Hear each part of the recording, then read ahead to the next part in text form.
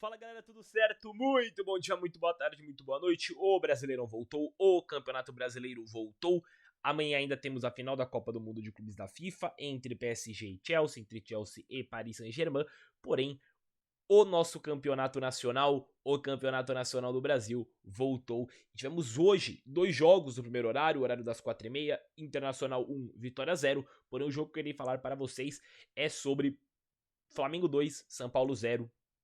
E um jogo que mostra o meu ponto de que o Flamengo é a melhor equipe brasileira que nós temos, apesar de, e como eu disse, estamos tendo a Copa do Mundo de Clubes da FIFA, e na Copa do Mundo de Clubes da FIFA, a melhor equipe brasileira foi o Fluminense, depois o Palmeiras, e caindo nas oitavas tivemos tanto o Botafogo quanto o Flamengo, né? Isso analisando apenas em qual foi a colocação dessas equipes na competição que estamos tendo, a maior competição de clubes que tivemos na história do futebol, certo?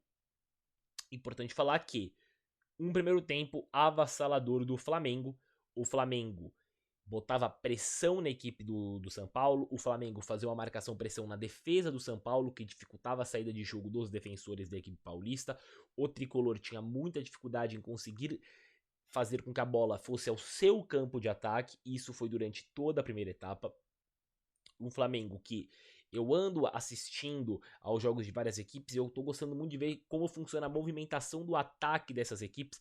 E eu gostei muito de ver a movimentação do ataque do Flamengo, porque a gente tinha a subida do Wesley, a gente tinha o Bruno Henrique junto com o Plata, isso faz muita mobilidade, o Bruno Henrique com a sua mobilidade, algumas vezes caindo pro meio, outras vezes caindo pra ponta, e o Plata alternando entre ponta e meio, então gera um desconforto numa marcação de um time, porque você tem essa alternância de posicionamento entre Bruno Henrique e Plata.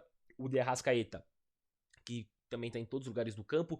O Luiz Araújo um pouco mais preso ao seu lado, porém, mesmo estando mais preso um pouco mais ao seu lado, o Luiz Araújo, partidaça do jogador, coroado com um golaço, porém, o Luiz Araújo já vem fazendo bons jogos, né, pela equipe do Flamengo, principalmente se a gente analisar os últimos jogos dele pelo Brasileirão, pela equipe, já que a equipe carioca tem, quando joga em casa, uma total dominância contra os seus adversários. Outro ponto importante é como o Jorginho entrou bem nessa equipe do Flamengo, como o Jorginho acrescentou muito, e hoje outro jogo sensacional do Jorginho. Ele acha espaços, ele consegue reter a bola no meio campo, ele consegue ter paciência, ele consegue ter o controle total domínio da partida, e isso acaba sendo muito essencial, ainda mais em um jogo onde nem o de hoje, por exemplo, né? Porque o de hoje tivemos um Flamengo muito superior, mas em um jogo onde ambas as equipes estão muito parelhas, você ter um jogador como o Jorginho pode dar toda a diferença para a partida. Eu até anotei aqui, ó, o São Paulo poderia usar mais lançamentos, e é algo que eu imagino que o São Paulo poderia ter usado mais no primeiro tempo. Essa dificuldade do São Paulo de conseguir ter a bola, essa dificuldade do São Paulo de conseguir criar jogadas, o lançamento podia ser uma arma. Por quê? Não é de hoje. Algumas equipes que enfrentam o Flamengo conseguem se dar bem a partir do momento que usam os lançamentos. Por quê? Porque a linha de defensores do Flamengo joga muito à frente. É uma linha de defesa que se adianta muito. E os lançamentos nas costas dele podem sim dar bom para a equipe, né, como uma jogada ofensiva. Porém, o São Paulo não usou isso no primeiro tempo. No segundo tempo até chegou a usar em alguns momentos, mas o Breno poderia ter explorado mais esse lado, né? Pro segundo tempo, sim, acontece uma mudança na postura do São Paulo. Não vou falar que não vou falar que o São Paulo mantém a mesma postura. Sim, acontece uma mudança na postura do São Paulo, porém ainda assim era um Flamengo muito dominante comparado ao São Paulo. E a gente tem que analisar uma coisa: o jogo de hoje era para ter sido uma goleada do Flamengo sobre o São Paulo. Sim, uma goleada. Tivemos chances de Léo Ortiz, tivemos chances de Wesley, tivemos chance de sei lá que jogador, né?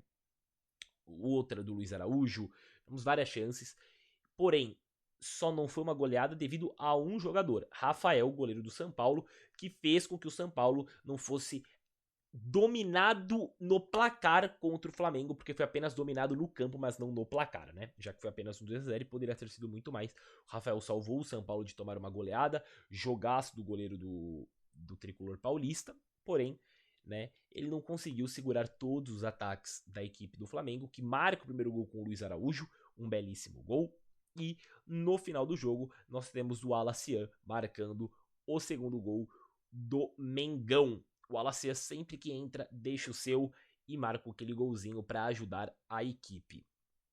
Um lance que também ficou muito forte, né, do Flamengo. Antes falar, o Flamengo teve a lesão do Alexandre, saiu no começo de jogo machucado, e aí entrou o Ayrton Lucas. Um lance muito feio, a lesão do Ayrton Lucas, né? Você assiste como foi, não foi trava, foi apenas um choque canela com canela.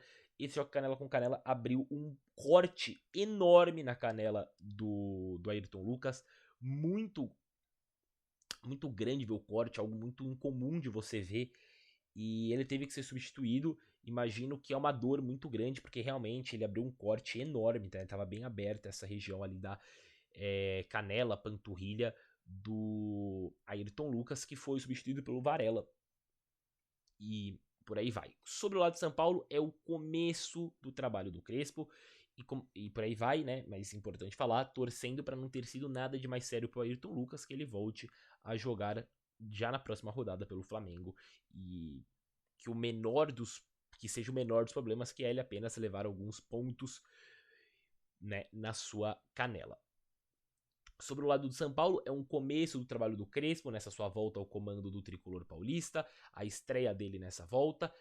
Porém, o São Paulo não anima apenas esse jogo, porém, como eu disse, tem todo um trabalho, todo um caminho a ser percorrido.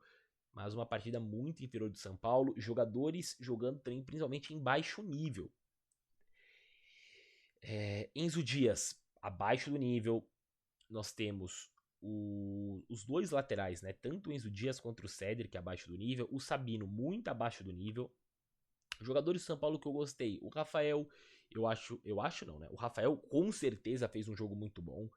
Tivemos o Arboleda, entre todos os defensores do São Paulo, ele foi facilmente o melhor.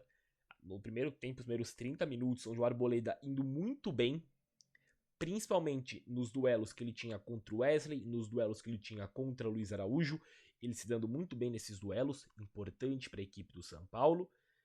De resto, é um São Paulo que não conseguiu agredir em nada o Flamengo e foi apenas agredido pela equipe.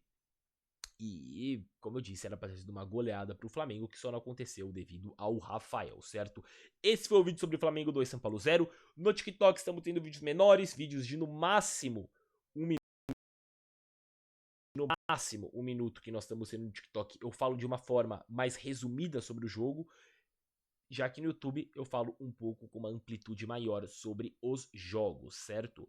Hoje, às 9 horas, temos Bahia e Atlético Mineiro. No momento que eu estou gravando esse vídeo, estamos tendo Vasco e Botafogo, está 0x0. Bahia e Atlético Mineiro, não sei se eu irei assistir para gravar. Porém, amanhã, domingo, já confirmado, Corinthians e Red Bull Bragantino, 7 horas, vai ter vídeo aqui no canal. Além também da final da Copa do Mundo de Clubes da FIFA, entre Chelsea e Paris Saint-Germain, que irá ocorrer às 4 horas, também vai ter vídeo aqui no canal, certo? É isso, muito obrigado. No YouTube, você só pode estar vendo esse vídeo pelo YouTube, já que no TikTok, como eu disse, é outro vídeo, porém no YouTube não esqueça de se inscrever, comentar, compartilhar e dar o joinha. O comentário e o compartilhamento é essencial no TikTok. Lá, o like é o coraçãozinho e o se inscrever é o seguir o perfil. Nas duas plataformas, tudo isso ajuda demais, certo? Muito obrigado, valeu e tamo junto. Até o próximo vídeo. Boa noite, um bom dia, uma boa tarde, a depender do momento que você estiver vendo esse vídeo.